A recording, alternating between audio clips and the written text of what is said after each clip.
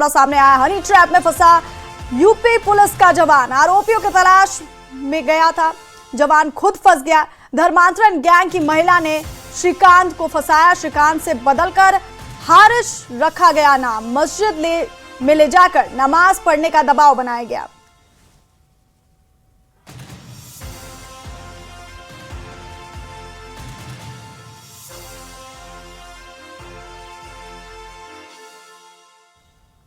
उत्तर प्रदेश के बागपत के रहने वाले यूपी पुलिस के एक जवान के हनी ट्रैप में फंसकर धन परिवर्तन करने का सनसनीखेज मामला सामने आया है। यूपी पुलिस का जवान श्रीकांत दिल्ली के गैंगस्टर हासिम बाबा गैंग से जुड़े आरोपियों की तलाश में गया था, लेकिन वो खुद धर्मांतरण गैंग की महिला के हनी ट्रैप में फंस गया। पहले आरोपी महिला ने उससे बातचीत शुरू की और फिर नजदीकियां बढ़ने के बाद धर्मांतरण के लिए दबाव बनाया।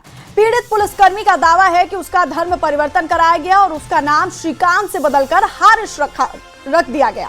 धर्मांतरण कराने के बाद मस्जिद से उसका सर्टिफिकेट भी जारी किया गया। उसके बाद कई मस्जिदों में ले जाकर नमाज पढ़ने का दबाव भी बनाया गया। तो धर्म परिवर्तन करने का सनसनीखेज मामला सामने आया है।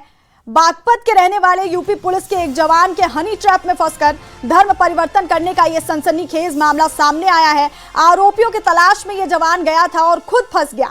धर्मांतरण गैंग की महिला ने इस जवान को फंसाया। श्रीकांत से बदलकर हारिश इसका नाम रखा गया और मस्जिद में ले जाकर नमाज पढ़ने का दबाव भी बनाया गया।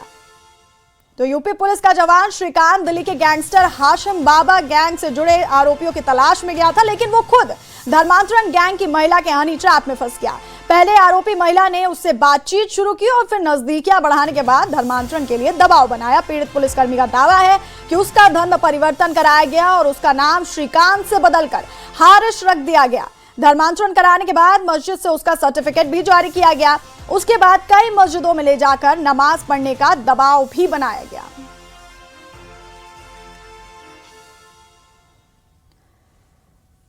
तो बड़ी खबर सामने आ रही है यूपी के बागपत से, जहां पर धर्म परिवर्तन करने का यह सनसनीखेज मामला सामने आया है और हनी ट्रैप में यूपी पुलिस का जवान फंस गया। आरोपियों की तलाश में ये जवान गया था और वहां पर खुद ये जवान हनी ट्रैप में फंस गया। धर्मांतरण गैंग की महिला ने यूपी पुलिस के जवान को फंसाया और श्रीकांत से बदलकर उसका नाम हारिश रखा गया। इसके साथ ही मस्जिद में ले जाकर नमाज पढ़ने का दबाव भी उस पर बनाया गया।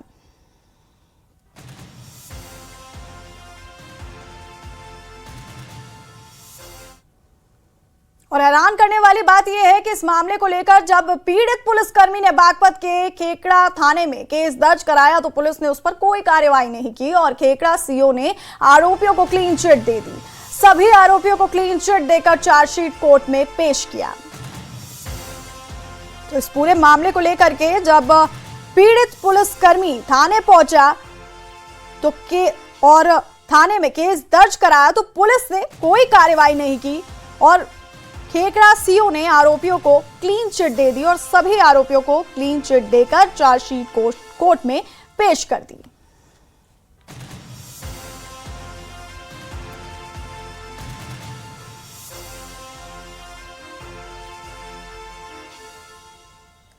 तो पीड़ित पुलिसकर्मी ने थाने में एफआईआर दर्ज कराई इसको लेकर के, लेकिन पुलिस ने कोई कार्रवाई नहीं की। इस पे आरोपियों को क्लीन चिट पूरे मामले पर दे दी गई और क्लीन चिट देकर के चार्जशीट कोर्ट में पेश कर दिया गया।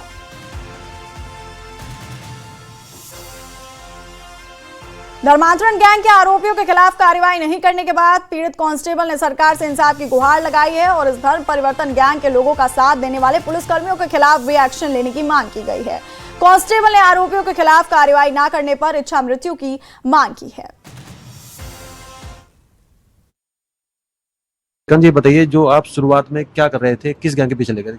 ये हाशिम बाबा गैंग है दिल्ली में। मैं उसका टास्क मुझे दिया गया था, मैं अपना उसमें सेक्रेटरी लग रहा था और उसी के थ्रू मेरे को ये अशरफ मिलता है जो खुद एक गैंगस्टर है, इसका अपोजिट था।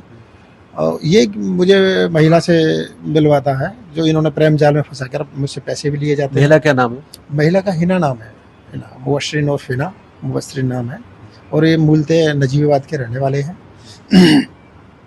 और उससे मिलवाने के बाद ये प्रेम जाल में फंसाते हैं मेरे को, कुछ पैसे भी लेते हैं, अकाउंट में पैसे की सारी स्टेटमेंट है मेरे पास में। और ये सब होने के बाद में मुझे प्रेम जाल में फंसा के मेरे को जेल भेजा जाता है बाकायदा 376 में, क्योंकि इस गैंग के काफ़ी क्लोज था। ये गैंग अपोजिट होने के साथ साथ जब इन्हें पता चला कि ये सब पकड़े जाएंगे तो आपस में एक दूसरे से मिल गए। उसका नुकसान मुझे हुआ कि मुझे जेल जाना पड़ा और मेरे परिवार से बहुत अच्छी रकम 15 से 20 लाख रुपए इन लोगों ने मेरे जेल में रहते हुए ऐंठी।